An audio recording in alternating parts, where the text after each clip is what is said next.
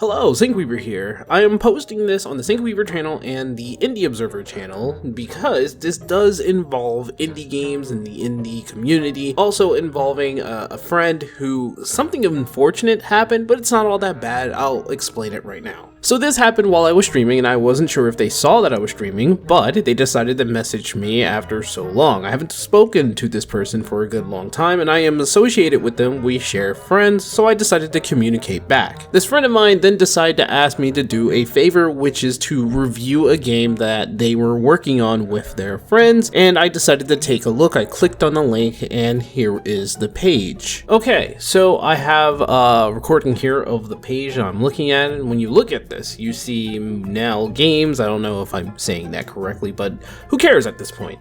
So at first, I'm looking at this, a 5 to 10 minute 2D platformer game narrative, and it's supposed to be a student game. This is a student game. A lot of weird things if you're looking at the punctuation and you just look at the page itself. It does look like, if you take a glance at it, yeah, this is a student game, but I have a lot of questions when you take a look at this. So I'm sorry, I'm just a little baffled here. So let's take a look first at what we have here in terms of punctuation. You have what do you need, in the punctuation of question mark is over here. This is not just a mill. Forget about the classic flour mill or a boring lumber mill. Make room for Manel. Everything is possible in it. A fruit mill, a cream mill, an egg mill. What do you need? A Manel has it. Well, will you be brave enough to make it all work to prepare the birthday cake of the century? Now, at a glance, it does look like a good animated style action platform here. It does look pretty good from a glance, and when you take a look over here, the art style looks very good in itself. There's a couple of things that is a forewarning, other than the punctuations of how this is right here and how this exclamation is right here. And they're saying important, the game is automatically runs on the lowest graphic settings. If your hardware is good enough, you can change the quality to fantastic in the launcher. All this may look like it's just an innocent student game, but you got to take the context clues that are within this page. Looking at this, the punctuations are wrong. No person who is trying to make a game and trying to show it out there for anybody to take a look at, especially if it's a student game, they don't put their punctuations like that. Secondly, if it's a student game, right, a student game, why are you asking friends to play it all over the place when you should have the resources within your own school, other classmates, your teachers, to actually play the game that you're creating? And there's another thing you got to look at here. This is a fantastical art style, especially for a student game. This is a fantastical art style. I do like, and I do think that students can make something like this, but like when you look at it, it's just like, how in the world did they go about making all this? But, I think this is fine in terms of art style, and this could be very tricky for people who do not understand. One of the major consensus when you look at this page is when you visit the profile, there is nothing. A blog on Blogger since 2025, January 2025. So this is a new page. Profile views 161. I probably would want to report abuse on this. In the about me, there's nothing. This never happens. If you're trying to make a game, you want to put as much information about yourself as possible. The profile that goes into this Munel Games, and then there's the blog here, which I don't want to really click, but then when you go back and you go into the blog spot, I think it's the same thing anyway. There's no profile, there's no icon, there's nothing, there's no information. The archive is just this one game at this one point of time. And when you look at how much this game is in terms of size, it's 82 megabytes, which shouldn't be alarming because plenty of games are that small. And so, like a comparison, there are a lot of comparisons, I would say, to games like this, and it's rather small, so you probably will look at this and like, oh, that's normal. And to like show proof of that, let's go to Steam. Okay, so here's Among Us.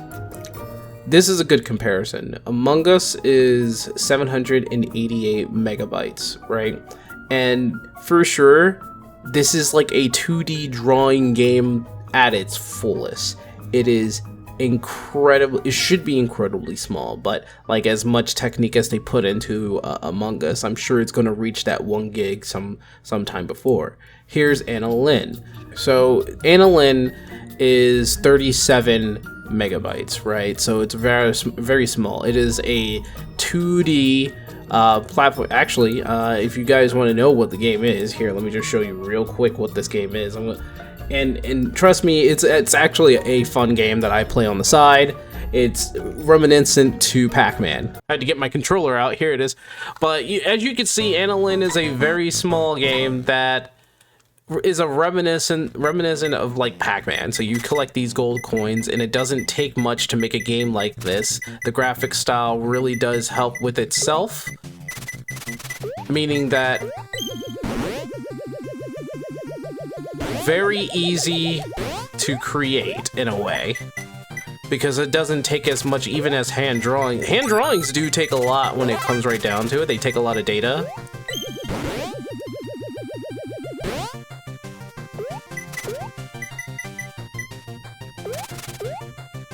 Yes, I have talent.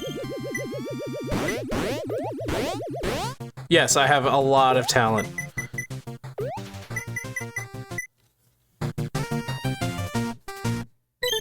Yes, I have a lot of talent and I play this game a lot, okay? Coming back here, 82 megabytes. All right, that should be perfectly fine.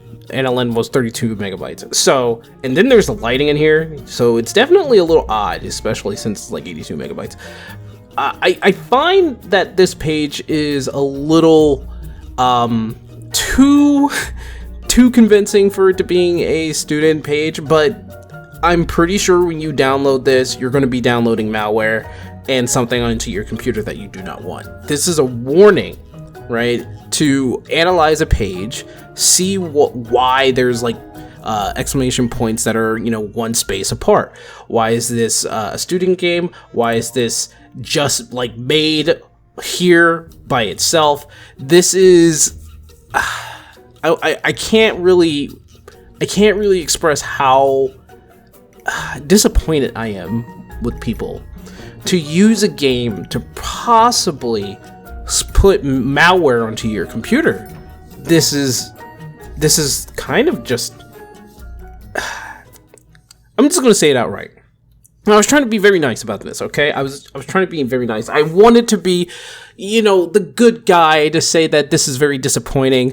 I can't believe somebody's going to do this. I mean, you know, you're kind of stepping on the toes of indie developers who are trying to get their name out there in the most honest fashion and honest way, going through Twitter, trying to talk to friends, trying to make connections. But here you are pulling this game out of nowhere with this very suspicious page that's been created in January of 2025 and hacking my friend's Discord just so that you get more people onto this page to download this game that could possibly be malware. Now, if this game is actually real, right, you do not go out and try to tell or manipulate a person by saying like, hey, how you doing? How's it going? I'm just going to go ahead and say that I was making this game, for which I never knew that the person who owned that Discord account actually made games. He would have told me quite a while ago. It was like, hey, I'm making this game, and I would have just communicated with that. But no, you came out of nowhere saying like, hey, my team is making a game and such, and I just want you to, you know, review the game or take a look at the game and play it. This is disgusting. This doesn't just disappoint me, it makes me angry. You took my friend's Discord profile, you hacked it just so that you can manipulate some people, for which all of my friends are smart, so they didn't fall for it, obviously. And now I'm going to tell the whole world not to play your game. Do you understand what I'm saying here? If you are the person who made this game, who put all this together, just know that you did not succeed. I'm going to make sure that this game fails. I'm going to make sure that people ignore it because of the way you decided to hack my friend's Discord account and try to manipulate my other friends into downloading what could have possibly be malware. How dare you? How dare you? I wanted to be cordial in this video. I really did. I wanted to explain what this is all about and just to tell people not to fall for something like this. But I am angry. If you, the person who made this, is out there and watching this video right now, quit. Just quit. Whether you're out there trying to get data and people's information and hacking other people's profiles to divvy up more data to sell to whoever or whatever country because you just need all that money, quit. Quit. Quit. This is now public. People will know. People will understand. People will know not to fall for shit like this, and you should be ashamed of yourself. To penetrate the indie community of all places, the only pillar that's keeping up video games at this point in time, right now, at this point in time, you come out here, hack a friend's Discord, try to sell this to me. Well, not sell, but have me download it. And then my actual friend who was just like, hey, don't do that, don't do that, don't do that. Look, it's been hacked. It's been compromised. How dare you? So folks, this is going up on the Syncweaver channel, and it's going to go up on the Indie Observer channel. You guys want to check out any of the indie games that I did review that I would suggest playing, I would suggest checking out, I would say that it's good to go over and play those indie games? By all means, check out the Indie Observer channel, check out those videos, and have fun. But for this one, for this game, this Manale game will officially be the first game to get an ignore. Have a good night, and stay safe, be smart, and play actual video games.